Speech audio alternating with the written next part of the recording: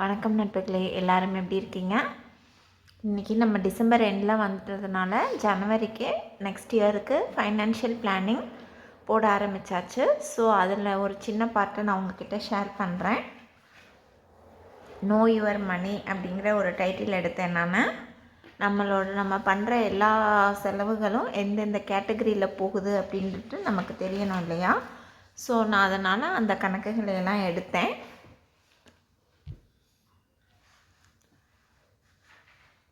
இது நான் காமனாக தான் எழுதியிருக்கேன், ஸ்பெசிஃபிக்காக எழுதலை. இது ஒவ்வொருத்தருக்கும் மாறுபடும் இல்லையா? ஸோ நான் அதனால் அதை எடுக்கலை. மோஸ்ட்லி ரெண்டில் இருக்கிறவங்க இல்லை இஎம்ஐ பே பண்ணுறவங்க, ஓன் வீடு கட்டியிருந்தால் இஎம்ஐ பே பண்ணுவாங்க, இல்லைன்னா ரெண்டில் இருப்பாங்க.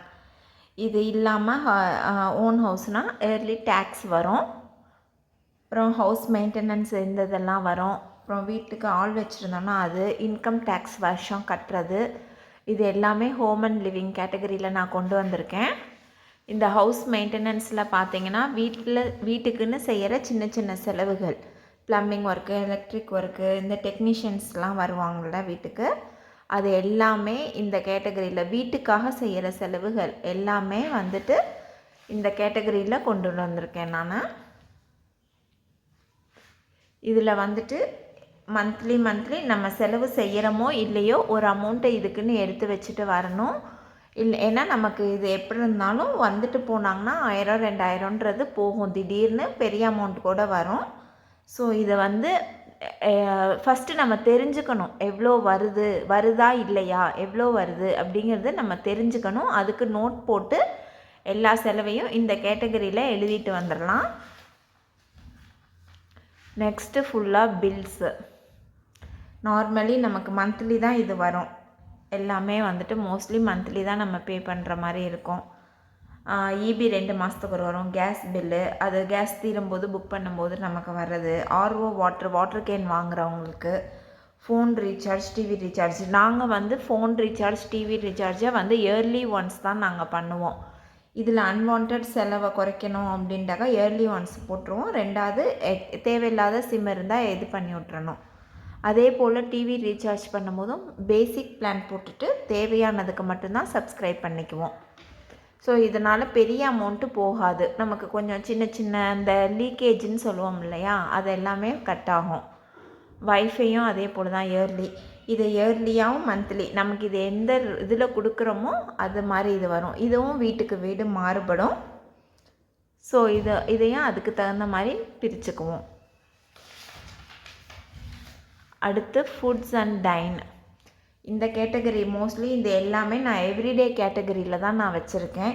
க்ராசரி, வெஜிடபிள், ஃப்ரூட்ஸு, ஸ்நாக்ஸ் வாங்குறது, வெளியில் போய் சாப்பிட்றது, அப்புறம் ஃபெஸ்டிவல்ஸ் ஏதாவது வந்தாக்கவோ இல்லை பெருசாக நம்ம இந்த ஸ்நாக்ஸ்லாம் வாங்குவோம் இல்லையா, தீபாவளி டைம், கிறிஸ்மஸ் டைம் அந்த மாதிரிலாம். ஸோ இது எல்லாமே எவ்ரிடே எக்ஸ்பென்ஸில் நமக்கு வந்துடும். இதுதான் நமக்கு டெய்லியும் எழுதுகிற மாதிரி இருக்கும், மந்த்லி வராது. இதெல்லாம் டெய்லியும் ஏதாவது ஒரு செலவு எங்கேயாவது நம்ம ஒன்று பண்ணுவோம். ஸோ இதெல்லாம் எவ்ரிடே எக்ஸ்பென்ஸில் நம்ம கொண்டு வந்துடணும். எல்லாத்தையும் எழுத முடியலைனாலும் கொஞ்சம் மைண்டில் இருக்கிறதையாவது அட்லீஸ்ட் நம்ம இந்த கேட்டகரி பண்ணிக்கணும், இந்த கேட்டகரியில் அது வரும் அப்படின்னு சொல்லிட்டு. அடுத்து ஸ்கூல் அண்ட் எஜுகேஷன். இதுக்கு தான் நமக்கு கொஞ்சம் ஹையாக போகும். இதில் எதையுமே நம்மளால் கம்மி பண்ண முடியாத மாதிரி சூழ்நிலைகள் வரும். ஸ்கூல் ஃபீஸு, டேர்ம் ஃபீஸாக இருக்கிற பட்சத்தில் 3 டேர்முக்கு நம்ம கட்டுவோம். காலேஜ் ஃபீஸ்னால் இயர்லி ஒன்ஸ் வரும்.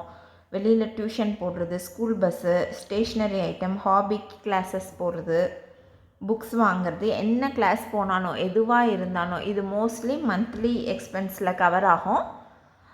ஃபீஸ் மட்டும் டேர்ம் வைஸில் நமக்கு பிரியும். இயர்லி கணக்கில் நம்ம இதை பிளான் பண்ணிவிட்டு டிவைட் பண்ணிக்குவோம்.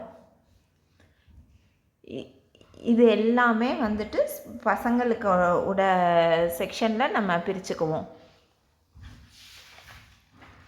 அடுத்து பர்சனல் அண்ட் லைஃப் ஸ்டைல். இதில் நம்ம ட்ரெஸ்ஸு, இந்த ஃபெஸ்டிவலுக்கு வாங்குறது, சும்மா நார்மலாக கடைக்கு போயிட்டு விண்டோ ஷாப்பிங் மாதிரி போயிட்டு ஏதாவது 1-2 வாங்கிட்டு வர்றது, எல்லாம் நமக்காக நம்ம பண்ணுற செலவு. படத்துக்கு போகிறது, ஃபன் சிட்டி, இந்த மாதிரி பசங்களுக்கு பிடிச்ச ஏரியாக்கள், பீச் இந்த மாதிரி கூட்டிகிட்டு போகிறது, பார்ட்டிஸ் அரேஞ்ச் பண்ணுறது, இல்லை நம்ம ஒரு பார்ட்டிக்கு போகிறது, வீட்டில் கெட் டுகெதர் அரேஞ்ச் பண்ணுவோம். நிறைய இந்த சின்ன சின்னதாக நமக்கு நடக்கும். அக்கம் பக்கம் வீடுங்களில் இந்த மாதிரியெல்லாம் நிறையா நம்ம பண்ணுவோம். அது எல்லாமே இதில் கொண்டு வந்துடலாம். பர்சனல் அண்ட் லைஃப் ஸ்டைலில் அண்ட் ஆன்லைன் ஷாப்பிங்கும் நான் இந்த கேட்டகரியிலே நான் கொண்டு வந்துட்டேன். இப்போ ஏன்னா இதுவும் அதிகமாக நடந்துகிட்ருக்கு. ஸோ அதனால் இதையும் நான் இங்கேயே எடுத்துகிட்டு வந்துட்டேன். அடுத்த எக்ஸ்பென்ஸ் அதிகமாக நமக்கு எங்கே வரும்னா வெஹிக்கல் அண்ட் ட்ராவலில் வரும்.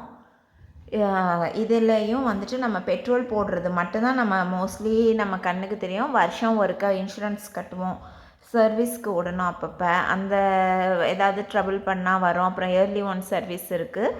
இதுக்குமே ஒரு டக்குன்னு ஒரு பெரிய அமௌண்ட்டு நம்மக்கிட்ட இருந்து போகும். அப்புறம் வெக்கேஷன்ஸ் எங்கேயாவது பிளான் பண்ணுறோம் அப்படின்னாக்கா அதுக்கு ஒரு அமௌண்ட் வேணும். அப்புறம் பசங்க வெளியூரில் இருந்து அடிக்கடி வந்து போகிறாங்க, இல்லை நம்ம அடிக்கடி ஊருக்கு சொந்த ஊருக்கு போயிட்டு வரோம் அப்படின்ட்டாக்கா அதுக்கு உண்டான டிக்கெட்ஸு அந்த மாதிரி ஒரு அமௌண்ட் இருக்குது. அப்புறம் லோக்கல் ட்ரிப்ஸு, சும்மா பக்கத்தில் எங்காவது சொந்தக்காரங்க வீட்டுக்கு போகிறது, ஃபங்க்ஷன்ஸ் போய் அட்டன் பண்ணுறது. ஒரு நார்மலி நம்ம ஒரு ஃபங்க்ஷன்னு வெளியே போனோன்னாலே ஒரு செலவு இருக்கும். அதை எல்லாத்தையுமே இந்த கேட்டகரியில் ட்ராவல் கேட்டகரியில் நம்ம கொண்டு வந்துடுவோம். அடுத்து மெடிக்கல். இது வந்து நமக்கு பிளான்டே இல்லாத ஏரியா. ஹெல்த் இன்சூரன்ஸ் வச்சுருக்கிறவங்களுக்கு இயர்லி ஒன்ஸு ஒரு அமௌண்ட் கட்டுற மாதிரி வரும்.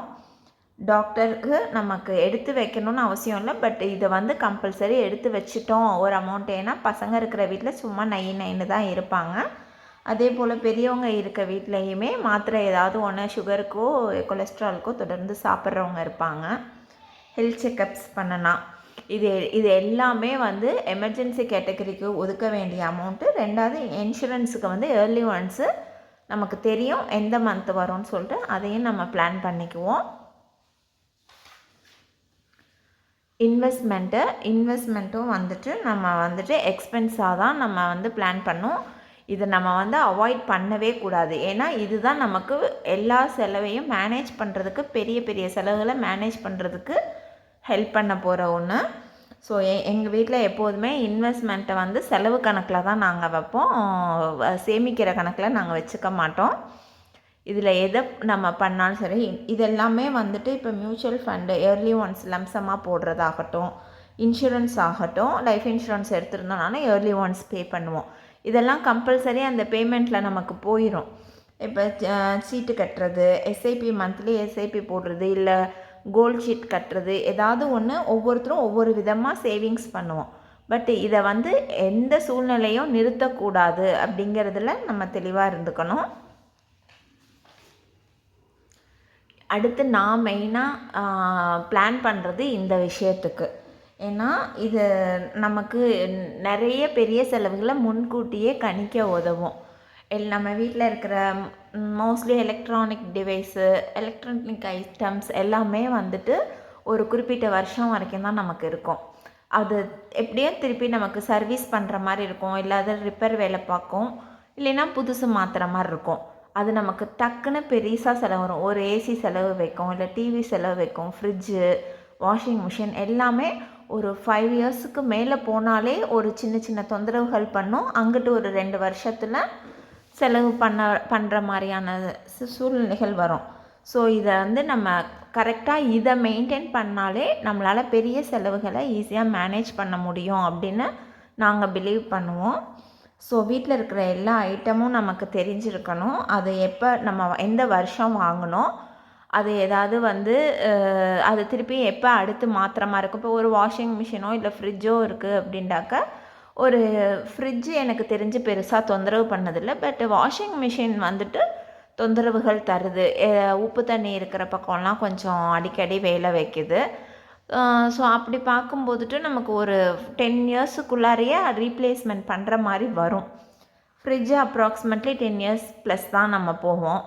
ஸோ அதாவது தொந்தரவுகள் வைக்காத வரைக்கும் பிரச்சனை இல்லை. பட் நம்ம இதை முன்னாடியே பிளான் பண்ணணும். ஏற்கனவே நம்ம வீட்டில் இருந்தது எவ்வளோ நாள் இருந்துச்சு நமக்கு தெரியும். நம்ம சர்க்கிளில் கேட்டோம்னாலே நமக்கு தெரிய வரும். ஓகே, இதெல்லாம் இவ்வளோ நாளைக்கு ஒருக்க பிரச்சனை பண்ணும், இதெல்லாம் இத்தனை நாளைக்கு ஒருக்க மாற்றி ஆகணும் அப்படிங்கிறது.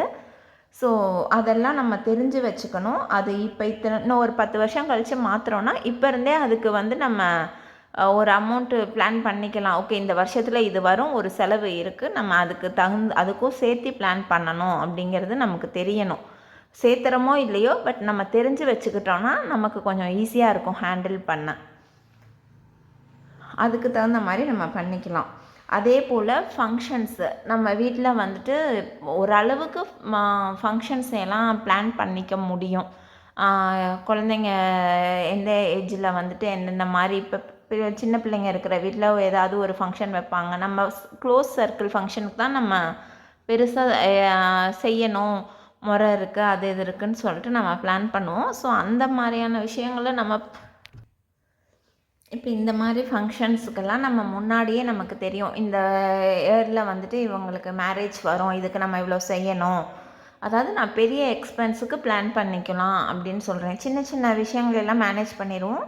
பெருசு வரும்போது தான் கொஞ்சம் தடுமாறி போயிடுவோம். ஸோ அதையெல்லாம் நம்ம ப்ரீ பிளான் பண்ணிட்டோம்னா இது எல்லாமே நமக்கு கொஞ்சம் ஈஸியாக இருக்கும்.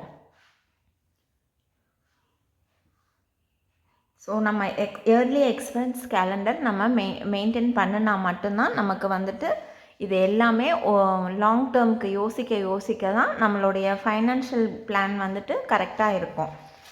இதுக்கு நமக்கு நம்மளுடைய இயர்லி எக்ஸ்பென்ஸை நம்ம எழுதுவோம். அதில் வந்துட்டு மந்த் வைஸ் நான் அசைன் பண்ணிக்குவேன்.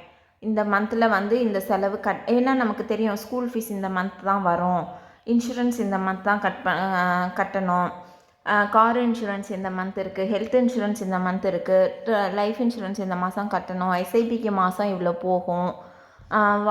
அந்த மாதிரி ஒவ்வொரு பெரிய செலவுகளுமே நமக்கு கம்பல்சரி கட்டி ஆக வேண்டியது எல்லாமே நமக்கு முன்னாடியே தெரியும்.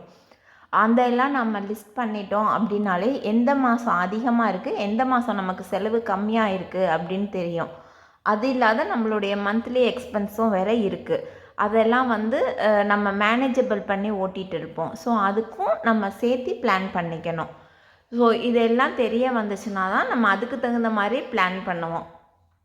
இதை நான் எப்படி எடுப்பேன் அப்படின்னு சொல்லிட்டு நான் இதை எடுத்திருக்கேன். இப்போ எல்லா மந்த்லி எக்ஸ்பென்ஸையுமே இன்ட்டு 12 பண்ணிக்குவேன். ஸோ இப்போ நமக்கு இயர்லி எக்ஸ்பென்ஸ் கிடைக்கிது. இந்த இயர்லி எக்ஸ்பென்ஸ் தான் வந்துட்டு ஆல்ரெடி நமக்கு ஒரு இயர்லி எக்ஸ்பென்ஸ் இருக்கும். அதையும் இதையும் ஆட் பண்ணிவிட்டு டிவைட் பை 12.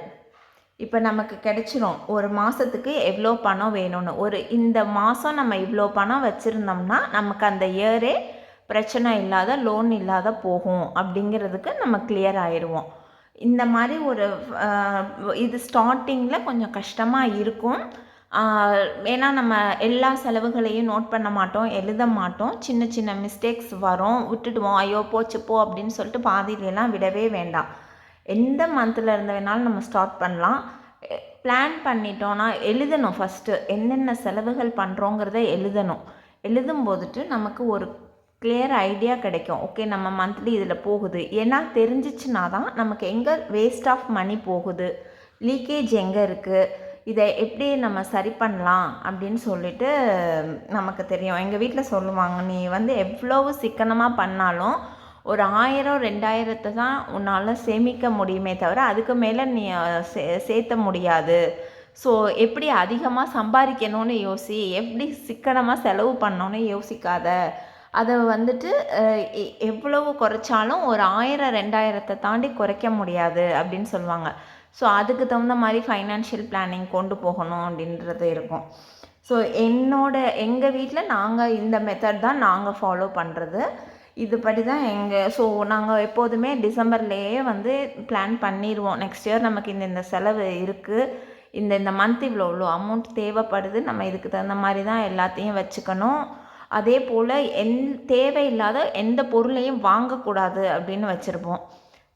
இருக்கா வெயிட் பண்ணு, அது ரொம்ப எவ்வளவு தேவை அப்படிங்கிறத வரைக்கும் நம்ம முடிஞ்ச வரைக்கும் இழுப்போம். அப்புறம் கடைசியில் இல்லை, இது இல்லைன்னா சமாளிக்கவே முடியாது அப்படிங்கிற பட்சத்தில் தான் அந்த பொருளை வாங்கணும் அப்படிங்கிற ஒரு இதுவும் இருக்கும். இப்போ லேப்டாப்பு, ஃபோனு, இப்போ லேப்டாப்லாம் வந்துட்டு தெரியும் பசங்களுக்கு எந்த ஸ்டேஜில் அது ரொம்ப கம்பல்சரி தேவை அப்படின்னு சொல்லிட்டு. இப்போ எல்லாத்துக்குமே அது தேவையாக இருக்குது, சின்ன வயசுலேருந்தே பசங்களுக்கு தேவையாக இருக்குது. பட் காலேஜ் போகும்போது ஒன்று ஸ்பெசிஃபிக்காக வாங்குற மாதிரி இருக்குன்னா ஒரு அமௌண்ட்டு டக்குன்னு தேவைப்படும். காலேஜ் போகும்போது பெரிய அமௌண்ட்டு தேவைப்படும். காலேஜ் ஃபீஸு, ட்ரெஸ்ஸஸ் அவங்களுக்கு எடுக்கிறதாகட்டும், இந்த இது லேப்டாப் வாங்கி கொடுக்கறது, ட்ராவல் எக்ஸ்பென்ஸு. ஸோ இதெல்லாம் நமக்கு முன்னாடியே நமக்கு பிளான் பண்ணிட்டோம் அப்படின்னாக்கா நிறைய ப்ராப்ளம் வந்துட்டு நமக்கு ஃப்ரீயாக மேனேஜ் பண்ணிடலாம் லோன் இல்லாத. ஸோ நம்ம பணம் எங்கே போகுதுன்னு நமக்கு தெரியணும். ஃபஸ்ட்டு நம்ம தெரிஞ்சுக்குவோம், அதுக்கப்புறம் நம்ம பிளான் பண்ணுவோம். ஸோ இது எங்கள் வீட்டில் நாங்கள் பண்ணுற ஒரு சின்ன சின்ன மெத்தட்ஸ் தான். நீங்கள் உங்கள் வீட்டில் என்ன மாதிரியெல்லாம் ஃபைனான்ஷியல் பிளான் பண்ணுவீங்கன்னு ஷேர் பண்ணுங்கள். எல்லாத்துக்கும் இது தெரிஞ்சுக்கணும், எல்லா சைடுமே மோஸ்ட்லி வீட்டில் வந்துட்டு ஹஸ்பண்ட் அண்ட் ஒய்ஃப் 2 பேர்த்துக்குமே ஓப்பனாக எல்லாமே தெரியணும், பசங்க வரைக்கும் தெரியணும்னு நான் நினப்பேன். அது பசங்களுக்கும் தெரிஞ்சால் தான் அவங்களும் எங்கே நம்ம செலவு பண்ணணும் பண்ணக்கூடாதுன்னு தெரிஞ்சு இருப்பாங்கன்னு சொல்லிட்டு. ஸோ இது எங்களோட மெத்தடு. நீங்கள் உங்களோட மெத்தடெல்லாம் ஏதாவது யூனிக் மெத்தட் ஃபாலோ பண்ணுறீங்கனாலும் ஷேர் பண்ணுங்கள். தேங்க்யூ.